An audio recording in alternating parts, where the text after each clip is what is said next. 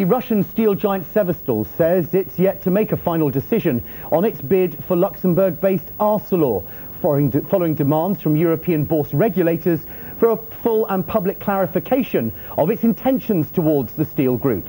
Russia's largest steel producer says it continues to comply with the binding and, as it considers, yet unterminated contract that it has with Arcelor, and that it's made no arrangements with a third party regarding a bid for the group.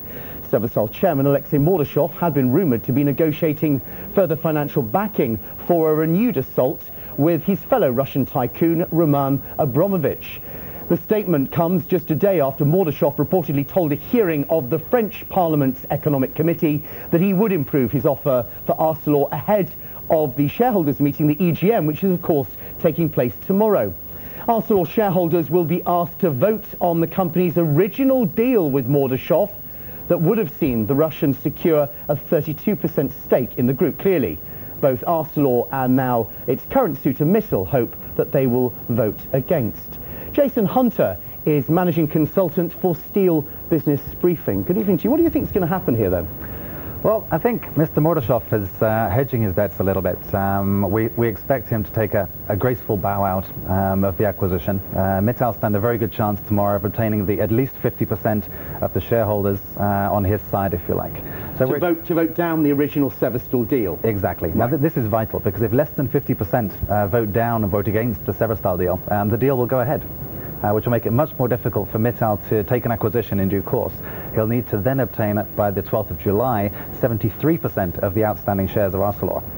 And is it looking likely he'll do that? We're expecting him to get the 50% plus. His investment bankers have been working very, very hard over the last few days. For tomorrow. For tomorrow, okay. For the shareholders meeting tomorrow. And what about the 73? The 73 then won't actually matter. That second vote won't happen because he will have blocked the Severstal deal tomorrow. Therefore, he will have a free rein to go ahead. Okay. Yeah. What about? I mean, you don't think that Mordashov's going to come back then? Because he's still playing his cards very close to his chest, and he told the French yesterday that he would. Indeed. We understand that he has been looking around for a partner in the investment. He'd need to raise about 20 billion euros, I'm sorry, in order to go through, because any new offers that Arcelor take on board, if they are to consider it, it needs to be for 100% of the Arcelor outstanding shares. Right.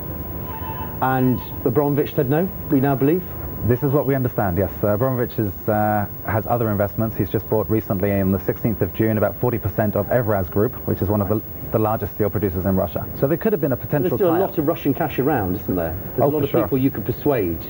Particularly as the anger that we read that apparently was being felt in Moscow over this deal, and a sense of an anti-Russian dynamic that was being built up around Europe. That might have caused people perhaps from other areas to come in. Do you feel not?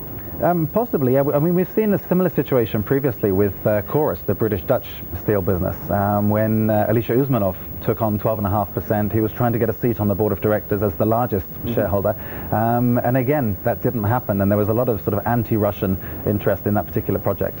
So, and do you think, so if Mittal does follow through, I mean, do you think now they can actually make this work? Do you think they've earmarked enough heads to roll to bed down that merger, or do you think this will be a saga that will continue for some months, if not years to come? Well, certainly at Steel Business Briefing, we'll be watching this. It's going to be a very, very difficult integration of the two companies. You're talking about the largest steel company in the world, the second largest steel company in the world getting together. There are outstanding issues such as Dofasco, which Arcelor acquired in Canada earlier this year. Arcelor want to keep it within the new group. Mittal have already promised it to sell it to a German steel company, ThyssenKrupp. Sure. So there's that issue. There's another issue in China, where the Beijing don't really want 2 of the top 10 steel makers in China to be owned by a single external organization. Mittal Steel have a joint venture with Hunan Valin, and Laiwu Steel in China have been negotiating with Arcelor. Beijing may actually unwind the Laiwu deal to create a much larger Chinese conglomerate to compete on the global markets. Jason, we have to leave it there, but obviously it's an interesting situation. Thank you for coming in. Jason Hunter, managing consultant at Steel Business Briefing.